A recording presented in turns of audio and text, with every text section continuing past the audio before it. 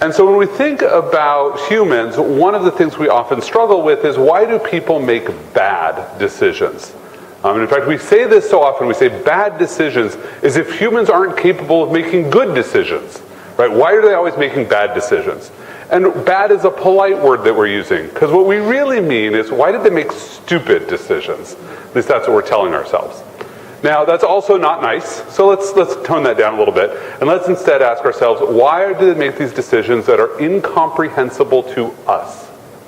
Because the person making the decision doesn't think it's stupid or bad, although there are times that I sometimes question, if I climb the top of a bridge, whether that was a stupid decision. And so let's look at these conversations, right? In the security field, we often get into topics where a business owner comes and they're going to have a conversation with us. And what does the business owner think about us? Right? They walk in and they think we're a bad guy, right? We're dressed in the black hat. I appreciate the white hat in the room. That all that we care about is making their life hard. I once had the pleasure of sitting on a panel with the CIO of Bechtel, and he said, to me, risk is anything that impacts my schedule or my budget. So you are risk. Now, we, on the other hand, as a security professional, see this business owner coming in, and we know that they want to launch a product that's horribly insecure. They want to do something dangerous. So we think of them as this bad guy, right? They're coming in, they're going to violate the rules. They're going to do these things that are horrible. Well, this is modal bias. Anybody here cycle? One couple people. Or pedestrian, walk. Right? What do you think about drivers?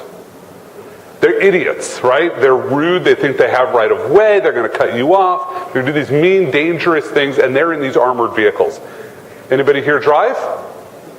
What do you think about bicyclists and pedestrians? They're idiots. They're self-centered. They're going to cut you off. They want right of way. Now, the best part is, next time that you're driving somewhere, think about that as you're driving, what you think about pedestrians. And then the moment that you get out of your car and start walking, recognize that you now think the same way about the auto drivers. And that's natural. This is modal bias. We preference the mode that we operate in. And we immediately forget all of the reasons why that other mode might behave in this fashion. So, as a security person, we say, look, before you deploy a system, you have to do these 855 things. And then how often do we follow that list of things when we deploy a system? Never. Right? We switch modes and we're like, God, I'm not going to follow the rules. I know better. Well, maybe they think they know better too. In fact, really important here is that in this model, each person told a story in which the other person was the villain. And the reality is, nobody is the villain in their own story. Right? Sometimes we think we're the superhero. Sometimes we just think we're a normal person trying to go through our life, and there's these villains that come in and they're trying to stop us and keep us from doing things. But nobody thinks they're the villain. Like Darth Vader didn't even think he was the villain. Right? He's got motivations. Right? Figure out what these motivations are, but the moment that I cast you as the villain, it's easy for you to cast me as the villain, and we're certainly not going to be a team. It's not how the Avengers gets created, by having everybody think that each other are villains. So, how does this instantiate itself? Let's look back at that conversation about villains. And we see the business owner comes in and they say, look, I want to launch a product. Is it safe? Now, safe is a really dangerous word. Sometimes they'll say secure. These words have no meaning. Right? These are words that every person brings to a different context. The best way I can put that for folks is Caspar Weinberger, former Secretary of Defense, was once asked about communications difficulties dealing with the military. And he says, look, here's my problem. Let's say that I give the order to go secure the building. And if I give that to the Marines, they will kill everybody inside the building and probably blow it up for good measure. Not a bad plan. If I give that to the Army, they're going to go put up concertina wire and barricades around the building, have enfilading fire zones to prevent anybody from coming in, and set up a checkpoint where you have to have the password of the day to get into the building. And if I ask the Navy to secure the building, they will make sure that all of the lights are turned off, the windows are closed, and the doors are locked when they leave. And the Air Force will get me a 3-year lease with an option to buy. Is it safe? What does this mean? So what do we say? We say something like this. Look, here's my checklist of everything that every idiot has ever done wrong in deploying a system. Demonstrate to me that you haven't repeated any of those mistakes. All right, that's what ISO 27002 really is. Now, they look at this and they say, oh my God, it's like 875 pages. It uses words I don't understand. Could you fill it out for me? Awesome, Guaranteed Employment Act. Now we get to be employed filling out the checklist that we handed them. So we do. And we fill out this checklist and we talk about esoteric risk. We say things like, God, you're using RSA 1024 and you really should be on ED 25519. Or we want to have a hashing algorithm that's no longer SHA-1, it's poly 1305 cha-cha 20. Like, these are the real words that we put in front of people, and they look at us and they're like, does this mean I can go ahead? Now this is a trap. Why is this a trap? Because they're asking a yes-no binary question. If you say, yes, this is a showstopper, you should not go ahead, they're going to overrule you and go ahead. And if you say, no, this is not a showstopper, well, you're the one who did the risk assessment. Whose fault is it if there was risk that wasn't mitigated? This is a horrible conversation to have. And this is the conversation that 10 years ago, we told everybody in security they wanted to have, that you want to be the gatekeeper. We're not gatekeepers, we're advisors. This is a gatekeeping conversation. So let's think about that. Let's look at prisoner's dilemma for a moment to try to understand what happens with people here. So you're very familiar with the prisoner's dilemma. If not, quick refresher. We have two people. They have committed a crime, and they have been caught almost in the act. So we are the police, we're the district attorney. We have these two people, and we can nail you on a misdemeanor or maybe a small felony, but we'd really like to get you to rat each other out. Because we want to get you for the big crime that we know you committed, but we have no evidence, so we need your testimony. That's the model for the prisoner's dilemma. So we say to each one, look, you have a choice. You can cooperate or you can cheat, and we'll give the other person has the same choices. Now, so we'll say to Alice, look, if you cooperate with us, and by if you cooperate with your partner, then you'll get the top set of penalties, or the left set. If you cheat, which is you rat them out, you'll get the right set of penalties. Now notice you have different penalties depending on whether the other person cooperates or cheats. So if both of you cooperate with each other, we'll send you to jail on your minor crime. If one of you cheats, we'll let you off. You'll go to jail for a year, the other one gets 10. And if both of you cheat, you'll both get 5. Relatively poignant this week, because this has what's known as a Nash equilibrium, named after John Nash, who just died in a taxi accident. And what happens here is you look at this and you say, well, no matter what the other person does, I'm always better off cheating. So I should always cheat. And in fact, when we study this on grad students, we discover that people will cooperate with their buddy only about 13% of the time. That both people choose to cooperate, but that they will effectively net cheating 40% of the time. That's pretty impressive. That means about 2/3 of the time any given person will choose to rat out their buddy. This is going to come back. I'm going to come back to this in a moment. But that's a case of historical paranoia. We know these stories. We tell ourselves these stories. Research done apocryphally in the 50s. They didn't actually write down any of their results, just published a paper. So we're not sure it actually happened. But take 5 monkeys. It's a great story anyway. Take 5 monkeys, put them in a room, put a table in the room, put a novel object on the table. Doesn't matter what it is. Monkeys are inherently curious animals, just like humans. So what do you think the monkeys do, right? They go interact with the novel object. Or they try to. As soon as they get close to the novel object, the researchers use a fire hose to spray all of the monkeys to keep them away from the table. Repeat until the monkeys have learned novel object on the table, don't go near it. What they should learn is researchers are bad, Rise of the Planet of the Apes is a great movie instead. Take a monkey out of the room and replace it with a monkey that has not observed this before. Put a novel object on the table, what happens? That monkey heads for the table. What do the other 4 monkeys do? Attack. Tackle that monkey, beat it into submission so that it never goes after the object on the table. Repeat doing this until there is no monkey that has ever been sprayed with water in the room. And allegedly, they will continue to beat each other up every time a novel object comes into the room. They have historical paranoia. We are afraid of the object on the table because we have always been afraid of the object on the table.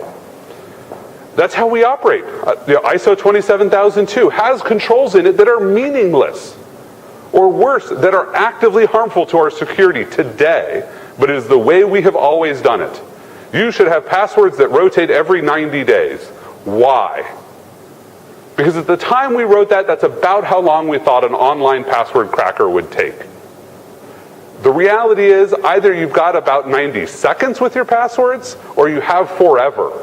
Either there is no Oracle or there is, and designing around this 90 days means we're not protecting the two cases that actually matter. What's our goal? Here's our goal, it's to increase value. So value is the resources that we have times the capabilities that we apply them with. And this is important. Resources is easy, it's your time, it's your money. To a CFO, they're all the same, but the mythical man month does apply, time matters. Now capabilities is interesting. This is the things we go do. And what are the three factors that go into that? Well, one of them is our skill. How good are we at doing a thing? One of them is our effort. How well do we apply ourselves? And now this isn't an argument that people are lazy. It's an argument that things like, if you have developers, they tend to work in 4-hour sprints. And if you schedule them for a meeting every 2 hours to ask them how they're doing, you should expect them to exert zero actual effort. Not that they're not trying, but you have made it impossible for them to write code. And effectiveness is about an organizational dynamic, right? Did you do a thing that the organization will take? Because if not, it has no value. And did you present it in a way that the organization will like it and consume it? If not, it's not going to provide value. And value is what we are paid for. Right? It is our organizations believe that we produce ongoing value. They made an investment in us. And as time goes on, so risk perception is what's going to move upwards, and our value is what moves downwards. That as time goes on and we get these impulses of new risk, that the security value we've invested in will push that down, and so we get to have a constant level of risk in our organization. That's what your organization probably believes. I'll come back to what organizations believe in a minute. But if we don't believe that there is risk, well, you're going to have lower investment. And if we don't think that you have good capabilities, we'll think that there is less risk. Right? If we don't see how you're possibly providing value, yet we're not getting in trouble, then clearly we're not in a risky world, and therefore we don't need to pay you as much. This is a really neat cycle to get into. And in fact, we see that cycle happen all the time when people ask the question, well, can't we just be good enough? And so we have to ask, well, what would it mean to be good enough? So let's posit some track of security value. Just to confuse everybody, I've reversed my directions now. So good security, we'll just put that in the middle. This is not to scale. There's a reason there's no numbers here. And I would posit that if I wanted to attack your company today, if you had good security, I probably can't get in by the end of the day. You're sufficient against the casual adversary. That somebody who decided today to do harm to you, who is not necessarily the best adversary out there, doesn't know anything about your systems, probably can't just walk right in. That seems like that's a reasonable standard. You should at least be better than that. Now, we're probably also going to say that if a sufficiently advanced persistent adversary is probably going to be good security. Right? Good enough is not good enough to stop the NSA or China should they really take a liking to you. I need to do something different in that world. Okay, now let's think about perfect security. Right? We all love to be better than that. Voltaire said it best, the perfect is the enemy of the good. You do not get to good enough by aiming for perfect. You get to perfect by incrementally aiming for good. You want to get better, but the path to the best is not a straight line. If you're at the bottom of a cliff and you want to be at the top of the cliff, the fastest way to the top of the cliff is not to start climbing. It's to look for the path that is in a different direction that will take you up there.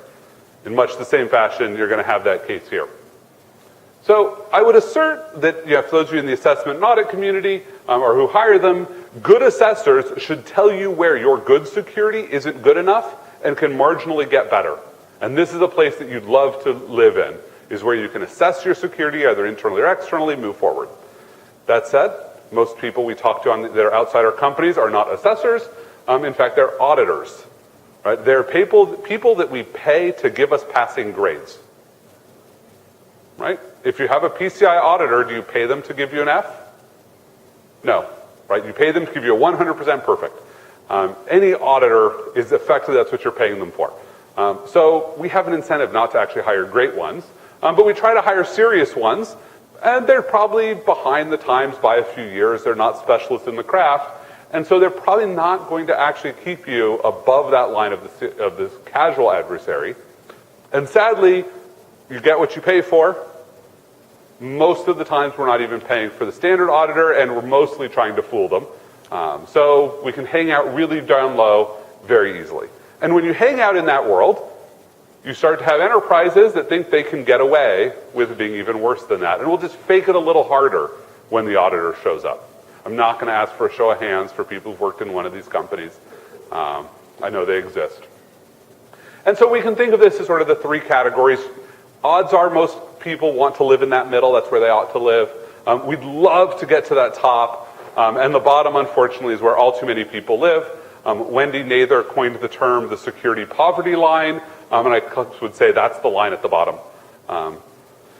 If you want these slides, by the way, I linked to them off of Twitter, so you can get them as well, so you have a higher resolution than just the screenshot. But photos are great too. So security is something over time, right? We don't just implement it once. That we change, the adversaries change. So if we look at how all of these move, as time goes on, what we actually see is that the auditors and the organizations that are trying to fool them are falling farther and farther behind.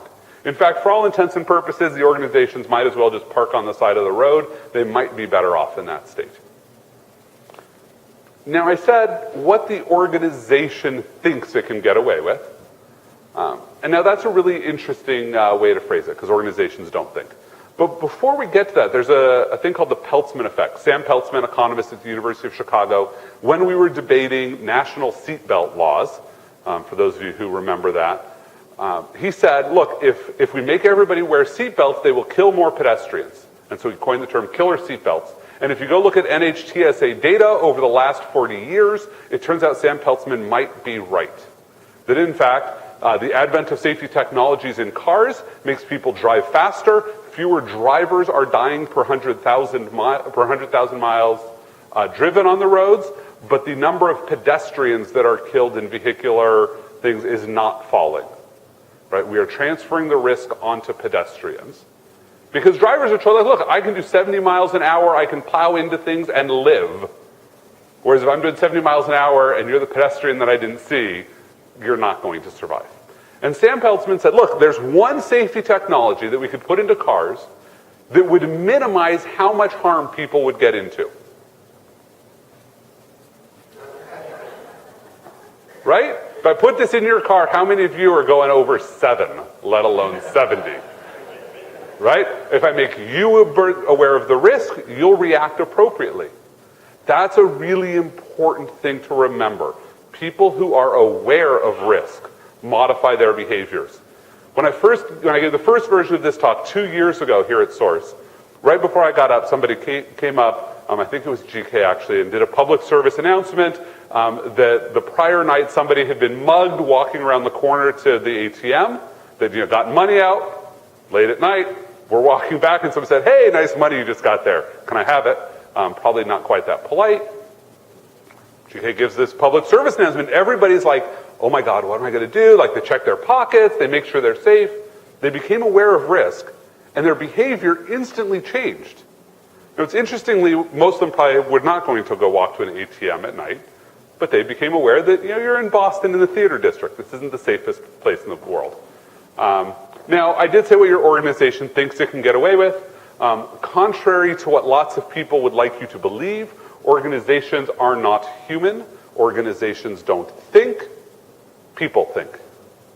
Organizations behave in the way that the people who work for the organization believe that the organization would want them to behave. Very convoluted, right? We model our organizations almost like deities, and we behave the way that we think the deity wants us to behave, and therefore the organization behaves that way. Now, people think, or do they? Daniel Kahneman, economist, got to figure which university he's at, posits that the human brain is composed of two systems, and most of the time, one of our systems is doing our behaving for us. That is our fast lizard brain. It doesn't think. It is an expert system. All of the tasks that we can do that computers can very easily do for us are done by system one. For instance, if I say, what is 2 times 2? Everybody just thought 4. You didn't do math. If I said, what is 17 times 85? You might have to start doing math before you'll get to 1445 for that one. Right? System one answered the first one for you. It's why we do multiplication tables, is so that we can learn very quickly how to do things, and we don't have to waste resources. Because our attention is a valuable resource, and we don't want to spend it doing mundane tasks. System one does it for us. What system one does is it takes all of this input that is coming in from the world, and at some point it decides to do something. It has rules, and so you go take an action based on those rules. Everybody who raised their hand because they were a driver has probably at some point gotten home and realized that they don't remember driving home. System one can drive a car. This might explain why we think about a lot of drivers. They're not really sentient when they're driving. They're letting an AI drive their car. Google might be better at this. Now, system one is also a bigot, very important for people to recognize. If you happen to walk out of here at night and you see large man in an alley, you probably think danger. That's okay. That's system one saying, it's dark, there's a person, they're bigger than I am, let me cross the street. Even if they're not bigger than I am, let me cross the street. It's important to recognize that this is where much bigotry comes from, is from system one making judgments based on inputs that it has. Now we're going to do a little exercise, partly because it's early in the morning. People need to make sure they're awake. So I'm going to put words up on either side of the line. There's a left side and a right side. All that I want you to do is say left or right, depending on which side of the line the word shows up on. Now to practice, it's really easy.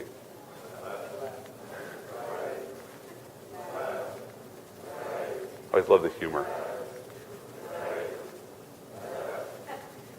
It is about the point that everybody's like, oh God, where is he going with this? Let's clear it up. Okay?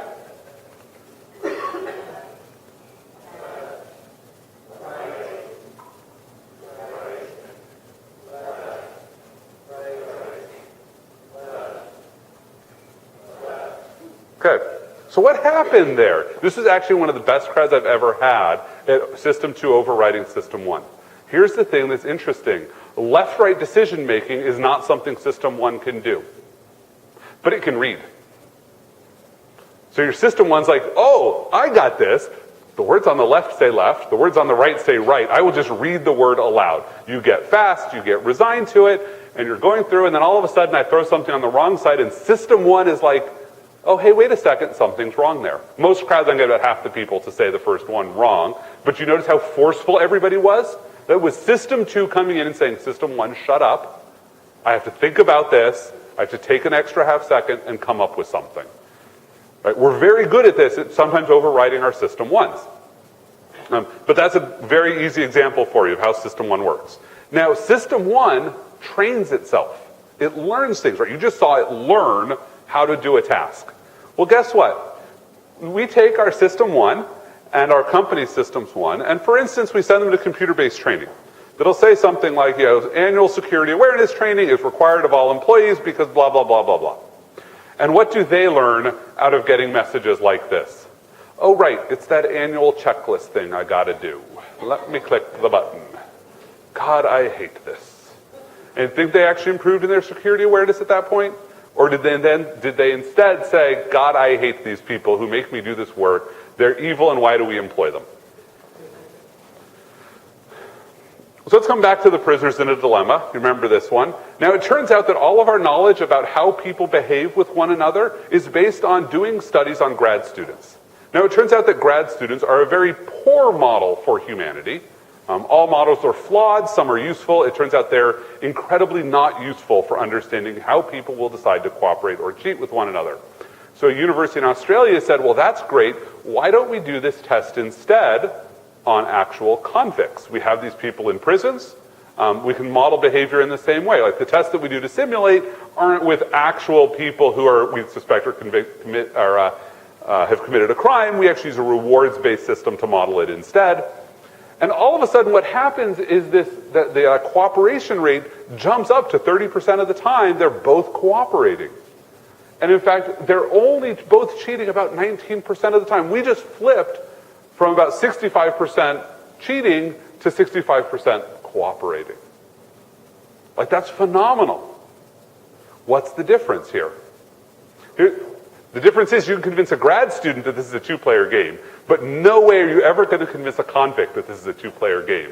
They recognize that the researcher is the authority and that they're a player in the game. Different model of humanity and a different model of the world. Right? They recognize that they are not the villains to each other. But Alice and Bob, when they were grad students, you could totally convince them that each other was a villain. And as villains, they became remarkably non-cooperative. We don't want to be villains. There's the man. So when we talk about organizations considering risk, it's important to understand that everybody in the organization thinks about risk, but they think about it differently. So for instance, we'll take the people in that organization, and let's take any business owner. They're responsible for a P&L. They want to understand if they're doing well at their market share. To them, risk is all about product launch and product failure, and are they capturing enough of the TAM to work forward?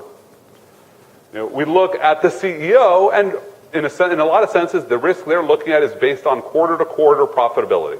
Right? Are we doing well as a company? We can look at folks in sales. Their risk is, my income is entirely based on how much I sell. I got to make my quota. Am I going to make my quota selling this product? Imagine that you have one product that you have, say, 25% margin on, but sells for $1,000 a month. And you have another product that you have like 75% margin that sells for like $20,000 a month.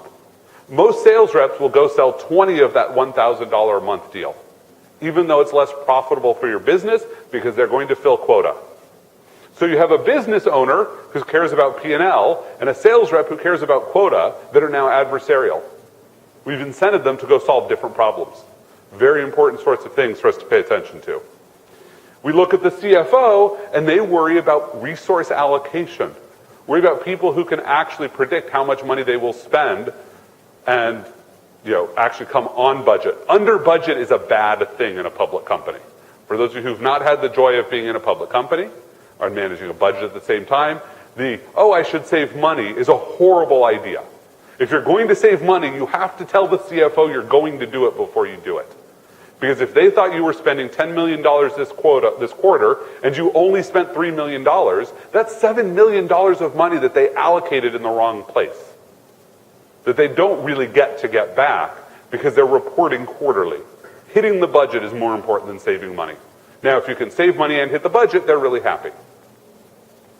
Employees often ask the question, wow, am I going to have a job? Right? I've got sales reps that are selling things that aren't profitable. I got the CFO is taking my money back because I didn't spend it. Is this a well-run company? Am I going to still have a job next week? And of course, in the security, we ask questions like, is this safe? Right? Those first 5 questions all seem answerable, don't they? Like, those are very tactical, real fears. Is this safe? Comes back to that earlier conversation about safety. Now, let's be honest, I use the lizard brain here. I stereotyped everybody in those fields, including our own. That's not always the only thing that people will think about. Now, let's go back to risk tolerance. So you have perceived risk over time. And now I hypothesize, and this is Kahneman's belief, is that we basically have a set point of risk tolerance. We will tolerate so much risk that we accept. And so if you increase it, something comes in and scares us, we will then act to decrease it, push it back to where it was. And then in theory, this repeats all the time in our lives. Now, also in the other direction, if risk goes down, you will act to increase risk. We see things like the mandatory bicycle helmet laws looked at first like they had decreased risk. They'd broken this rule because all of a sudden, more bicyclists are surviving. Until you go and looked at all-wheeled vehicles, and discovered that all of a sudden a whole bunch of the riskiest bicyclists had all moved off of bicycling onto more dangerous vehicles, skateboarding, the rip boards, etc., because they could get that thrill. And so the head-related injuries had gone up in other wheeled sports. Now, you saw on there that I had perceived risk. And so there's perceived risk and actual risk. These are, in theory, in harmony, but not necessarily. So at any given point, you're somewhere here, and hopefully those line up in a decent fashion, and you can move that point around. So your actual risk can increase, but you're not aware of it. Threat ignorance, probably not a great place to be in. I would assert that almost all threats start out with this, and then hopefully you learn about them at some point to get back onto that beautiful dotted line. You could have known vulnerabilities. A risk happens, you're aware of it, you assess it correctly, therefore your perception moves up the same way your actual risk does. There's FUD, which is what us vendors will start all of our slide decks with.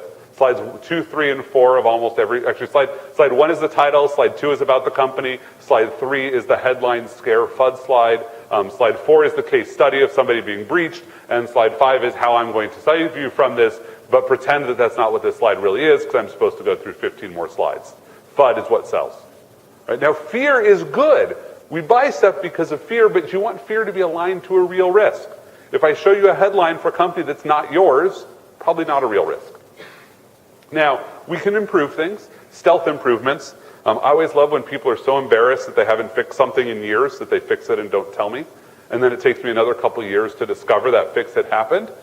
And I'm thinking, well, I thought you had more risk, so I was pushing you to fix other stuff too. Great, but this is not actually a great place to be. You don't want your perception and actual to not align. You can reduce risk. You can also do security theater. Hey, look, here's this thing we're doing to reduce risk. It doesn't actually reduce risk. Now, I left out 2 directions. These are the fun directions. Because one of these is blind compliance. We do a thing because we are told this will reduce risk, we believe it, and it turns out it doesn't actually reduce our risk at all. One of my favorites, I was in the UK a while ago, was in a hotel, and in the shower there's this sign, which is hard to read. It says, for your comfort and safety before showering, please ensure the bath mat is securely in place and the shower curtain is inside the bath. Now, you can envision when they created this sign that they'd had some people slip or fall in the bathroom, and their lawyer said, oh my God, we have a risk here. We'll be accused of being negligent, so we'll make up these signs, we'll put them in every one of our bathrooms, so that now it's the customer's fault if they slip and fall. Right? So they think they've reduced their risk. But what wasn't in that bathroom? A bath mat or a shower curtain. Right? So now they've gone instead of going down in risk, they've gone up in risk. If I slip and fall, they have gone from negligence to recklessness. They knowingly created this risk for me. Now, I had somebody point out to me and said, yeah, but I bet you were really safe in that bathroom, weren't you? And in fact, I was. Because I had the opposite. I had awareness. Like, there was this risk that I'd always had. Now it's, oh my God, I'm really aware of it, and I'm going to change my behavior because I'm so aware of risk.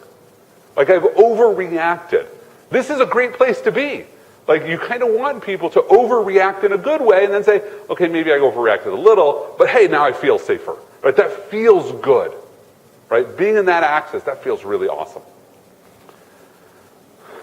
So the downside is sometimes we don't mitigate risk. And what happens when what story do we tell ourselves? So we're going along, we have some perceived risk, something new comes in, we get scared, we take some action, and the action doesn't actually fix our problem. And so our lines don't match up. And that's really uncomfortable for us. And so we have to tell ourselves some stories about what we might do at this point. Now, an ideal story would be, we'll go push the line down somewhere else. That's probably too simple for us. So one story that we might tell ourselves is that, well, that was just my perceived risk. My actual risk was always up there to begin with. I'm going to retroactive continuity. Anybody who reads comic books is very familiar with this technique. That's also pretty uncomfortable and hard for us to really get with either. Or we can tell ourselves a different story. And so our different story goes something like this. I was here and I got told about this risk and I took an action, maybe that risk wasn't really as bad as I thought it was. And in fact, wait, who was it that told me about that risk? Oh, it was Bob. You know, Bob's told me about a whole bunch of other risks that were in my system too. Maybe I could ignore those also. And so now, all of a sudden, hey, I'm doing much better than I was before. In fact, I'm doing so much better that I'm at such low risk that I can go do some cool, risky things. I've got this risk budget that I can go spend to get back to where I thought I was. I've actually worked with folks who've verbally walked me through that chain of thinking. Kind of scary. Where we want to be is to train people. We say, look, the risk that we know about is not what our organization knows about.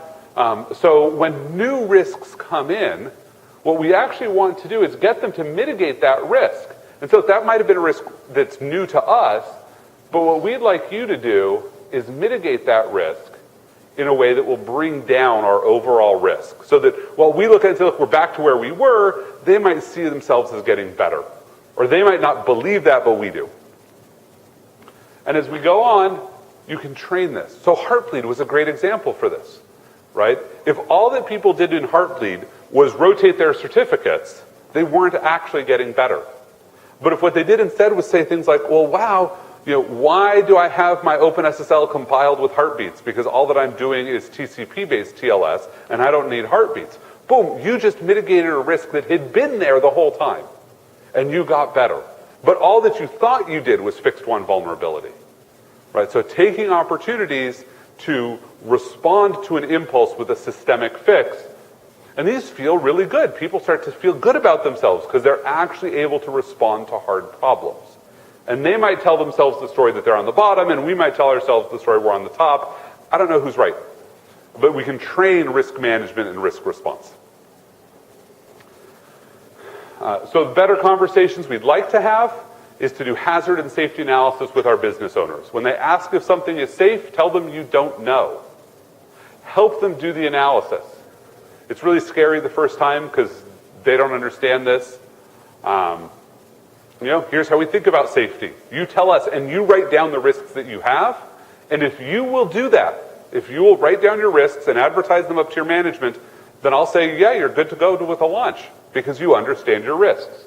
Because now they are aware, and because they're aware, they're scared, and they will act better in the next product version, and possibly even in this one. We find this works remarkably well. So, very quick, because I'm running tight on time. How do you get better? Because you're all overwhelmed with work, right? Nobody here is underemployed. You know, you were hired, you had 3 things to do. Take care of desktops, take care of servers, take care of data security. Then you have to worry about adversaries, you have to worry about monitoring, you have to worry about internationalization and globalization and innovation, and all of these other things. 17 things on your plate. If you juggled, you know that juggling 3 balls is moderately hard, juggling 5 balls is really hard, and juggling 17 balls is impossible. If you have 17 balls to juggle, the way to succeed is to put 14 of them on the ground and juggle 3 balls. And pick your 3 balls wisely, and pick the ones that will give you another arm or get you another person. Speaking of getting another person, we're hiring. We've got a booth right inside the vendor hall. I had to throw that in, sorry.